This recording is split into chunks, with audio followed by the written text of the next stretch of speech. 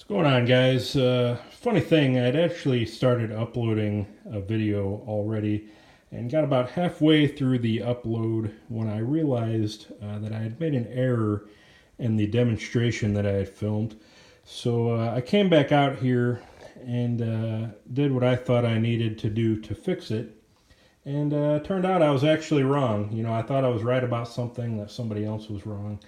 And I was about to make an idiot of myself, so I'm glad that it kind of dawned on me, and maybe we can really kind of put this to rest once and for all. But I'm sure you're all wondering what the heck I'm even going on about, and what it is, I was recently watching a video on the Simple Little Life channel. The creator or the owner of that channel, his name is Jeremy. He's a knife maker, seems like a pretty good guy, has a lot of really good content. He's been on YouTube for a while now, and does quite a bit for the knife making community, especially for newer makers, and educating them and showing how to go through the process of not only making knives, but tools and fixtures and other things. And, you know, just general shop work and such. And I've enjoyed his channel for some time now, but there were a couple of videos that kind of stuck with me a little bit, where he was reviewing or showing a guided sharpening system. And he went on a little bit of a rant about a debate that he's kind of been having with a lot of people, it seems, either in emails or comments, about whether or not the angles change on your sharpening stones as you're going down the length of a knife. And his contention was that they, in fact, do not change, and he seemed very adamant, almost heated about that. And I was kind of laughing to myself because the way I was visualizing it, I thought it was pretty obvious in the other direction that the angle would not or would change. He contends that it will not change. I was thinking that it most obviously would change. And I'll kind of show you the demonstration I had in mind and why I was thinking it did change, only to find out that he's actually thinking about it the correct way, and I was not. So in the video I had uploaded, this is actually the setup I had. And unfortunately, I do not have any of the guided sharpening systems that he shows or uses. His most recent video was the tsprof system. Looks like a great system. It's just a little bit outside of my budget. And I don't really sharpen knives that way anyway. And I really don't even use this setup too much anymore, to be honest. It's kind of a rare setup that I'll even pull out and use this at all. But it should hopefully at least fairly recreate the idea of a guided sharpening system and kind of the angles and setups you're seeing. Now, I will say if anybody wants to send me one of those systems, I'd be more than happy to recreate this demonstration on this. Or maybe if Jeremy himself sees this video and wants to kind of do the same thing on his system, that'd be great.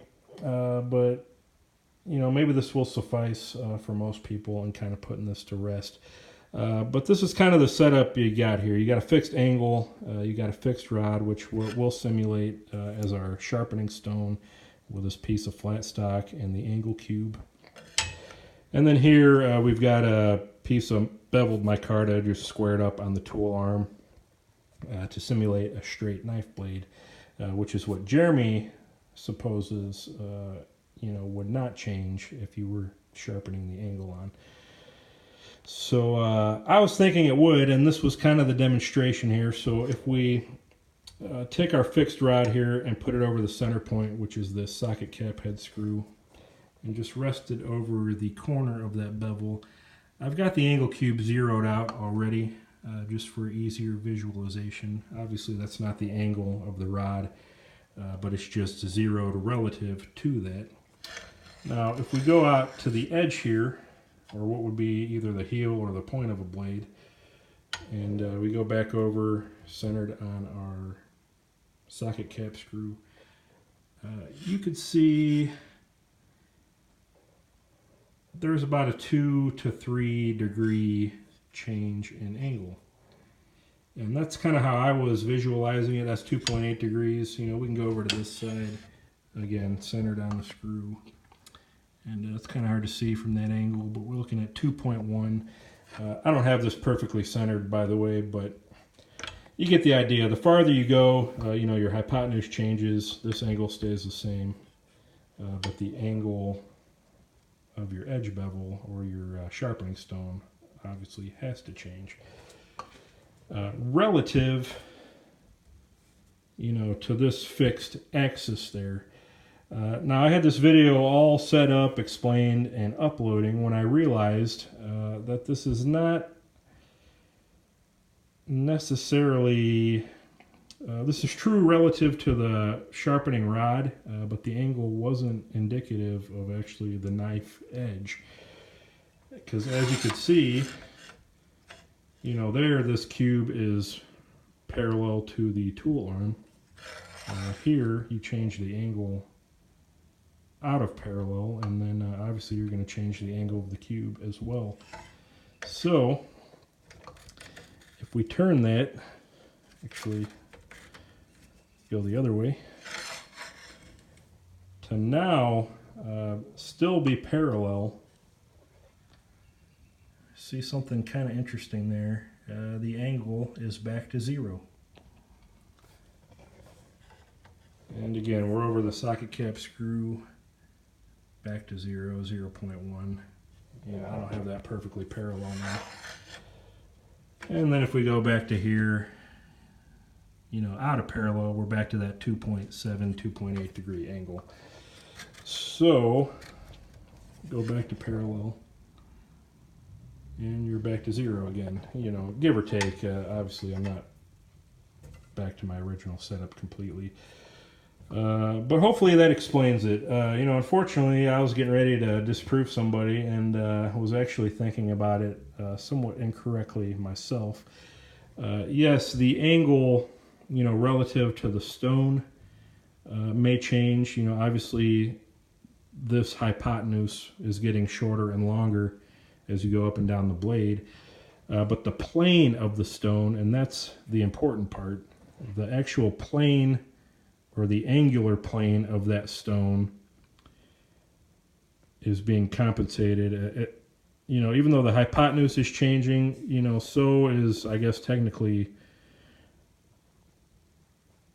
the angle or the plane of that stone, to where the angle would actually remain the same, as you can see demonstrated by pivoting that back to parallel.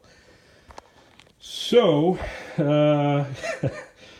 you know, unfortunately, I guess I was thinking about it somewhat wrong. Fortunately, the correct view did dawn on me. But Jeremy, you are absolutely correct. On a straight blade with a guided sharpening system and a pivoting stone that stays in contact with the straight edge, that angle will remain the same no matter what point of the length you're going to. Even though obviously some other angles and things are changing, the edge bevel will actually not change. Now, is that the same for a round blade or a curved blade? Well, I'll let you guys think about that. I don't have a curved piece of my car to necessarily you know, demonstrate that. But this video has gone on long enough. I just wanted to point that out. For anybody who was kind of wrestling in their mind with this like I was, Jeremy from A Simple Life, you are actually correct, along with a few other people that were agreeing with you, and I initially was incorrect. So again, thanks for your channel, bud. Appreciate the content you put out and the help you are to the knife making community, particularly to newer makers. I know they're getting a lot out of your channel. I've been making knives for a little while myself, and I still continue to get things from your channel. So thanks again, and hopefully that clears things up, not only for me, but for others as well. We'll see you guys.